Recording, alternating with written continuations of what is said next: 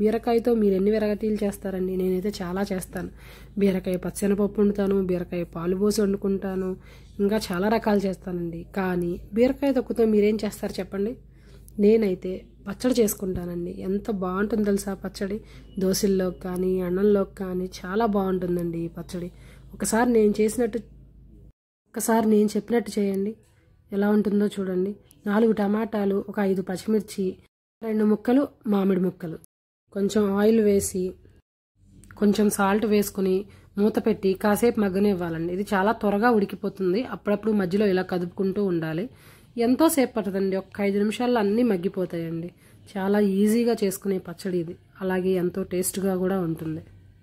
మీలో ఎంతమందికి ఈ పచ్చడి గురించి తెలుసో నాకు ఒకసారి కామెంట్ చేయండి. తెలియని వాళ్ళు ఒకసారి ట్రై చేయండి.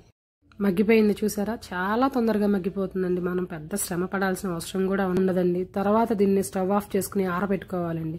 బాగా చరిపోయాక మిక్సీ జార్లోకి తీసుకుని 4 వెల్లుల్లి రెబ్బలు, కాస్త జీలకర్ర వేసి మెత్తగా గ్రైండ్ చేసుకోవాలండి. తర్వాత దీనికి తాలింపు వేసుకోవాలి. తాలింపులో ఎండుమిర్చి, వెల్లుల్లి, జీలకర్ర, ఆవాలు వేసుకుని బాగా ఫ్రై అయ్యేదాకా ఉంచుకోవాలండి. తాలింపు బాగా వేగాక పసుపు, ఇంగువ వేసుకుని బాగా కలిపి ఆ ముందుగా మిక్సీ చేసి పెట్టుకున్న ఆ పచ్చడిని ఇందులో కలపండి. అంతేనండి, అయిపోయింది. మీరు ట్రై చేయండి. మీరు ట్రై చేసి మీకు ఎలా వచ్చిందో నాకు కామెంట్ చేయండి. ప్లీజ్ లైక్ చేయండి, షేర్ చేయండి, కామెంట్ చేయండి. మీరు చేసే ప్రతి లైక్, కామెంటు నాకు ఎంతో ఎనర్జీని ఇస్తాయండి.